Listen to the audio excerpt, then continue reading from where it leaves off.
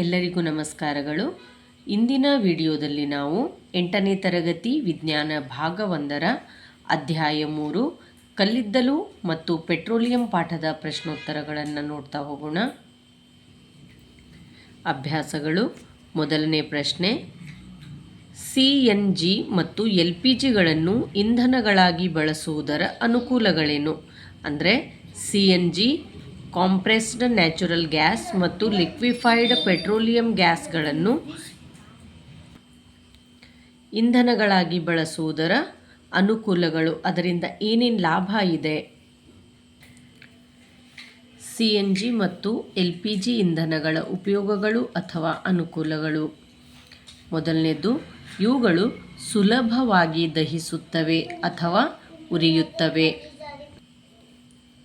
ಇವುಗಳನ್ನು ಸುಲಭವಾಗಿ ಒಂದು ಕಡೆಯಿಂದ ಮತ್ತೊಂದು ಕಡೆಗೆ ಕೊಳವೆಗಳ ಮೂಲಕ ಸಾಗಿಸಬಹುದು. ಅಂದರೆ ಇವುಗಳನ್ನು ಸಾಗಿಸುವ ಕೆಲಸ ತುಂಬ ಈಸಿಯಾಗಿ ಕೊಳವೆಗಳ ಮೂಲಕ ಸಾಗಿಸಬಹುದು.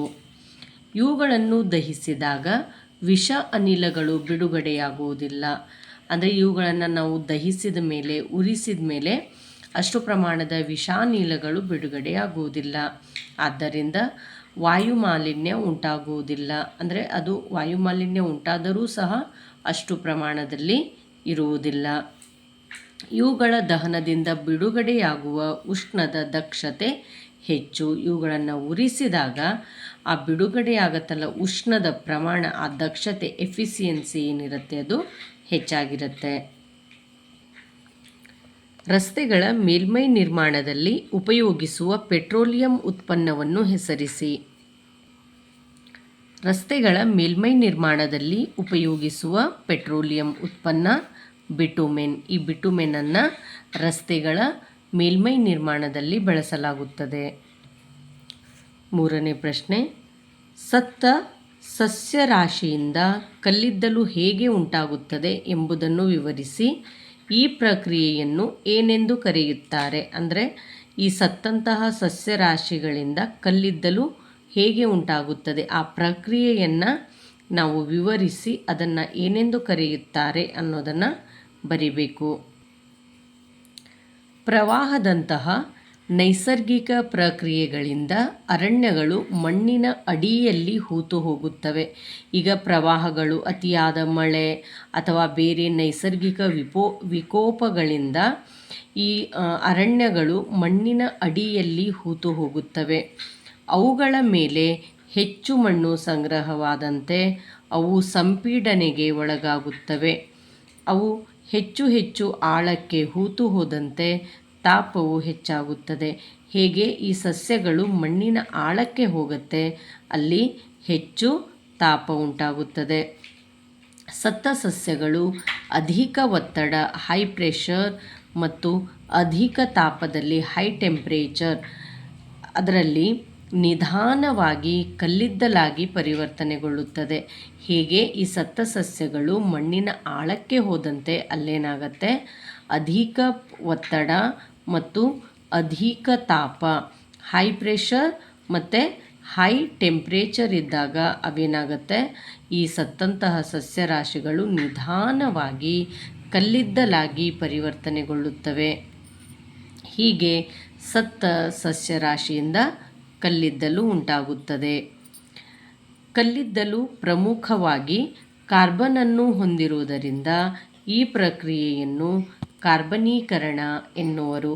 ನಿಮಗೆ ಕಾರಣ ಕೊಡಿ, ಅಲ್ಲೂ ಸಹ ಕೇಳ್ಬೋದು. ಅಂದರೆ ಕಲ್ಲಿದ್ದಲು ಉಂಟಾಗುವ ಪ್ರಕ್ರಿಯೆಯನ್ನು ಕಾರ್ಬನೀಕರಣ ಎನ್ನುವರು.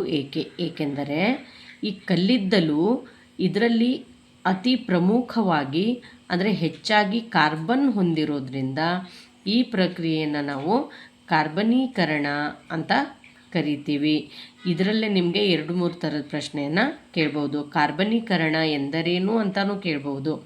ಕಲ್ಲಿದ್ದಲು ಪ್ರಮುಖವಾಗಿ ಕಾರ್ಬನನ್ನು ಹೊಂದಿರುವುದರಿಂದ ಈ ಪ್ರಕ್ರಿಯೆಯನ್ನು ನಾವು ಕಾರ್ಬನೀಕರಣ ಅಂತ ಕರಿತೀವಿ. 4ನೇ ಪ್ರಶ್ನೆ, ಬಿಟ್ಟ ಸ್ಥಳಗಳನ್ನು ಸೂಕ್ತ ಪದಗಳಿಂದ ತುಂಬಿ. ಮೊದಲನೇದ್ದು, ಕಲ್ಲಿದ್ದಲು, ಪೆಟ್ರೋಲಿಯಂ ಮತ್ತು ನೈಸರ್ಗಿಕ ಅನಿಲಗಳು ಪಳಿಯುಳಿಕೆ ಇಂಧನಗಳು. ಬಿ, ಪೆಟ್ರೋಲಿಯಂನ ವಿವಿಧ ಘಟಕಗಳನ್ನು ಬೇರ್ಪಡಿಸುವ ಪ್ರಕ್ರಿಯೆಯನ್ನು ಶುದ್ಧೀಕರಣ ಎನ್ನುವರು. ಅತ್ಯಂತ ಕಡಿಮೆ ಮಾಲಿನ್ಯ ಉಂಟುಮಾಡುವ ವಾಹನ ಇಂಧನ CNG. ನೀವು ಎಕ್ಸಾಮಲ್ಲಿ ಇಷ್ಟು ಬರೆದ್ರೂ ಕೂಡ ಅಂಕ ಸಿಗತ್ತೆ ನಿಮಗೆ. CNG ಅಂದರೆ ಕಾಂಪ್ರೆಸ್ಡ್ ನ್ಯಾಚುರಲ್ ಗ್ಯಾಸ್, ಅಥವಾ ಅದನ್ನು ಕನ್ನಡದಲ್ಲಿ ಸಂಪೀಡಿತ ನೈಸರ್ಗಿಕ ಅನಿಲ ಅಂತ ಕರೀತಾರೆ. 5ನೇ ಪ್ರಶ್ನೆ, ಕೆಳಗಿನ ಹೇಳಿಕೆಗಳ ಮುಂದೆ ಸರಿ ತಪ್ಪು ಗುರುತಿಸಿ. ಮೊದಲನೇದು, ಪಳಿಯುಳಿಕೆ ಇಂಧನಗಳನ್ನು ಪ್ರಯೋಗಶಾಲೆಯಲ್ಲಿ ತಯಾರಿಸಬಹುದು. ಹೌದಾ? ಇಲ್ಲ, ತಪ್ಪು. ಬಿ, CNGಯು ಪೆಟ್ರೋಲ್ಗಿಂತ ಹೆಚ್ಚು ಮಾಲಿನ್ಯ ಉಂಟುಮಾಡುವ ಇಂಧನವಾಗಿದೆ. ಸರಿನಾ ತಪ್ಪ? ತಪ್ಪು, ಏಕೆಂದರೆ ಇದು ಅತಿ ಕಡಿಮೆ ಮಾಲಿನ್ಯ ಉಂಟುಮಾಡುವಂತಹ ಇಂಧನ. ಸಿ, ಕೋಕ್ ಕಾರ್ಬನ್ನ ಬಹುತೇಕ ಶುದ್ಧ ರೂಪವಾಗಿದೆ. ಹೌದು, ಸರಿ, ಕೋಕ್ ಕಾರ್ಬನ್ನ ಬಹುತೇಕ ಶುದ್ಧ ರೂಪವಾಗಿದೆ. ಕಲ್ಲಿದ್ದಲು ಅನಿಲ ಅನೇಕ ವಸ್ತುಗಳ ಮಿಶ್ರಣವಾಗಿದೆ. ಸರಿ. ಡಿ, ಕಲ್ಲಿದ್ದಲು ಅನಿಲ ಅನೇಕ ವಸ್ತುಗಳ ಮಿಶ್ರಣವಾಗಿದೆ. ಸರಿ. ಸೀಮೆ ಎಣ್ಣೆ ಒಂದು ಪಳಿಯುಳಿಕೆ ಇಂಧನವಲ್ಲ. ಸೀಮೆ ಎಣ್ಣೆ ಒಂದು ಪಳಿಯುಳಿಕೆ ಇಂಧನ, ಆದ್ದರಿಂದ ಈ ಸೆಂಟೆನ್ಸ್ ತಪ್ಪು. 6ನೇ ಪ್ರಶ್ನೆ, ಪಳಿಯುಳಿಕೆ ಇಂಧನಗಳು ಏಕೆ ಬರಿದಾಗುವ ನೈಸರ್ಗಿಕ ಸಂಪನ್ಮೂಲಗಳು ಎನ್ನುವುದನ್ನು ವಿವರಿಸಿ.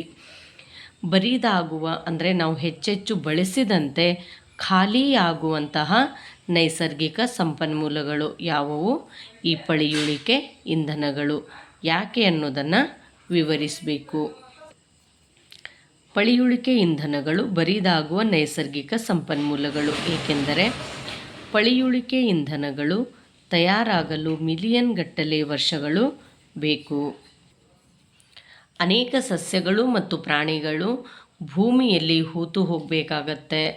ಈ ಪಳಿಯುಳಿಕೆ ಇಂಧನಗಳನ್ನು ನಾವು ರೆಡಿ ಮಾಡಲಿಕ್ಕೆ ಅನೇಕ ವರ್ಷಗಳು ತೆಗೆದುಕೊಳ್ಳುವುದಲ್ಲದೆ ಅನೇಕ ರಾಶಿ ಸಸ್ಯಗಳು, ಪ್ರಾಣಿಗಳು ಭೂಮಿಯಲ್ಲಿ ಹೂತು ಹೋಗಬೇಕು. ಆದ್ದರಿಂದ ಭೂಮಿಯಲ್ಲಿ ಆಂತರಿಕವಾಗಿ ತಾಪ ಮತ್ತು ಒತ್ತಡ ಹೆಚ್ಚಾಗುತ್ತದೆ ಅಥವಾ ಹೆಚ್ಚಾಗಬೇಕು. ಇದನ್ನು ಯಾವುದೇ ಪ್ರಯೋಗಾಲಯದಲ್ಲಿ ತಯಾರಿಸಲು ಸಾಧ್ಯವಿಲ್ಲ. ಇದು ನೈಸರ್ಗಿಕವಾಗಿದೆ, ಅಂದರೆ ಈ ಪ್ರಕ್ರಿಯೆ ನೈಸರ್ಗಿಕವಾಗಿದೆ. ಆದ್ದರಿಂದ ಇವುಗಳನ್ನು ನಾವು ಯೋಚಿಸಿ ಬಳಸಬೇಕಾಗಿದೆ. ಹಾಗಾಗಿ ಇವು ಬರಿದಾಗುವ ಪಳಿಯುಳಿಕೆ ಮತ್ತು ನೈಸರ್ಗಿಕ ಇಂಧನಗಳಾಗಿವೆ. ಆದ್ದರಿಂದ ಪಳಿಯುಳಿಕೆ ಇಂಧನಗಳು ಬರಿದಾಗುವ ಇಂಧನಗಳಾಗಿವೆ. 7ನೇ ಪ್ರಶ್ನೆ, ಕೋಕ್ನ ಲಕ್ಷಣಗಳು ಮತ್ತು ಉಪಯೋಗಗಳನ್ನು ವಿವರಿಸಿ.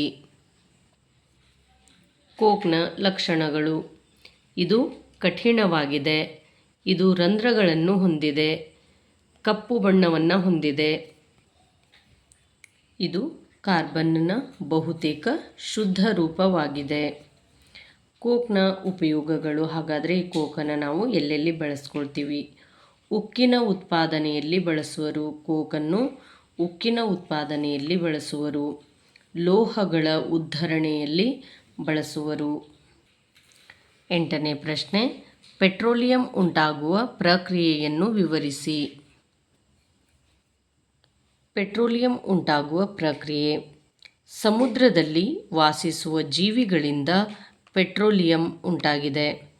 ಈ ಜೀವಿಗಳು ಸತ್ತಾಗ ಅವುಗಳ ದೇಹಗಳು ಸಮುದ್ರದ ತಳವನ್ನು ಸೇರುತ್ತವೆ. ಸಮುದ್ರದಲ್ಲಿ ವಾಸಿಸುವಂತಹ ಜೀವಿಗಳು ಸತ್ತಾಗ ಅವುಗಳ ದೇಹ ಸಮುದ್ರದ ತಳವನ್ನು ಸೇರುತ್ತವೆ. ಅಲ್ಲಿ ಮರಳು ಮತ್ತು ಜೇಡಿ ಮಣ್ಣಿನ ಪದರಗಳಲ್ಲೂ ಹೂತು ಹೋಗುತ್ತವೆ. ಮಿಲಿಯನ್ ಗಟ್ಟಲೆ ವರ್ಷಗಳ ಅವಧಿಯಲ್ಲಿ ಗಾಳಿಯಿಲ್ಲದೆ ಅಧಿಕ ತಾಪ ಮತ್ತು ಅಧಿಕ ಒತ್ತಡದಿಂದಾಗಿ ಸತ್ತ ಜೀವಿಗಳು ಪೆಟ್ರೋಲಿಯಂಗಳಾಗಿ ಮಾರ್ಪಾಡಾಗುತ್ತವೆ. ಅಂದರೆ ಅವು ಸತ್ತ ಜೀವಿಗಳು ಪೆಟ್ರೋಲಿಯಂ ಆಗಿವೆ. ಅಂದರೆ ಇದನ್ನು ನೀವು ಸಿಂಪಲಾಗಿ ಅರ್ಥ ಮಾಡ್ಕೊಳ್ಳಿ. ಪೆಟ್ರೋಲಿಯಂ ಸಮುದ್ರದಲ್ಲಿ ವಾಸಿಸುವಂತಹ ಜೀವಿಗಳಿಂದ ಉಂಟಾಗತ್ತೆ. ಅವು ಸತ್ತ ಮೇಲೆ ಅವುಗಳ ದೇಹ ಸಮುದ್ರದ ತಳವನ್ನು ಸೇರಿ ಅಲ್ಲಿರುವಂತಹ ಮರಳು ಮತ್ತು ಜೇಡಿ ಮಣ್ಣಿನ ಪದರಗಳಲ್ಲಿ ಹೂತು ಅವು ಮಿಲಿಯನ್ ವರ್ಷಗಳ ಗಟ್ಟಲೆ ಗಾಳಿಯ ಸಂಪರ್ಕ ಇಲ್ಲದೇ ಅಧಿಕ ತಾಪ ಮತ್ತು ಒತ್ತಡದಿಂದಾಗಿ ಅವೇನಾಗ್ತವೆ, ಪೆಟ್ರೋಲಿಯಂ ಆಗಿ ಮಾರ್ಪಾಡಾಗುತ್ತವೆ. 9ನೇ ಪ್ರಶ್ನೆ, ದಯವಿಟ್ಟು ನಮ್ಮ ಈ ಪ್ರಯತ್ನಕ್ಕೆ ಒಂದು ನಿಮ್ಮ ಲೈಕ್ ಇರಲಿ ಹಾಗೂ ನಮ್ಮ ಚಾನಲನ್ನು ಯಾರು ಹೊಸದಾಗಿ ನೋಡ್ತಾ ಇದ್ದೀರಿ ದಯವಿಟ್ಟು ಇಂತಹ ಇಂಪಾರ್ಟೆಂಟ್ ಪಾಠದ ಪ್ರಶ್ನೋತ್ತರಗಳಿಗಾಗಿ ನಮ್ಮ ಚಾನಲನ್ನು ಸಬ್ಸ್ಕ್ರೈಬ್ ಮಾಡಿ. 9ನೇ ಪ್ರಶ್ನೆ, ಈ ಕೆಳಗಿನ ಕೋಷ್ಟಕವು 1991ರಿಂದ 1997ರವರೆಗೆ ಭಾರತದಲ್ಲಿನ ಒಟ್ಟು ಶಕ್ತಿಯ ಕೊರತೆಯನ್ನು ತೋರಿಸುತ್ತದೆ. ಈ ದತ್ತಾಂಶವನ್ನು ನಕ್ಷೆಯ ರೂಪದಲ್ಲಿ ತೋರಿಸಿ ವಾರ್ಷಿಕ ಕೊರತೆಯ ಶೇಕಡಾವಾರುವನ್ನು y ಅಕ್ಷದ ಮೇಲೆ ಮತ್ತು ವರ್ಷವನ್ನು x ಅಕ್ಷದ ಮೇಲೆ ಬಿಡಿಸಿ. ಈ ಒಂದು ದತ್ತಾಂಶವನ್ನು ಬಳಸ್ಕೊಂಡು ನಾವು ಒಂದು ಸ್ತಂಭಾಲೇಖವನ್ನು ರಚನೆ ಮಾಡೋಣ. ನೋಡಿ, ಅವ್ರು ಕೊಟ್ಟಿರುವಂತಹ ಈ ವರ್ಷಗಳನ್ನು, ಇದು ಎಕ್ಸ್ ಅಕ್ಷ ಅಥವಾ ಎಕ್ಸ್ ಆ್ಯಕ್ಸಿಸ್ ಅಂತ ಕರಿತೀವಿ, ಇದು y ಆ್ಯಕ್ಸಿಸ್. ಹಾಗಾಗಿ ಕೊರತೆಯನ್ನು y ಅಕ್ಷದ ಮೇಲೆ, ವರ್ಷವನ್ನು x ಅಕ್ಷದ ಮೇಲೆ ತೋರಿಸಿ ಅಂತ ಹೇಳಿದ್ದಾರೆ. ನೀವು ಗ್ರಾಫ್ ಹಾಳೆಯ ಮೇಲೆ ಅದನ್ನು ನೀಟಾಗಿ ತಗೊಳ್ಳಿ.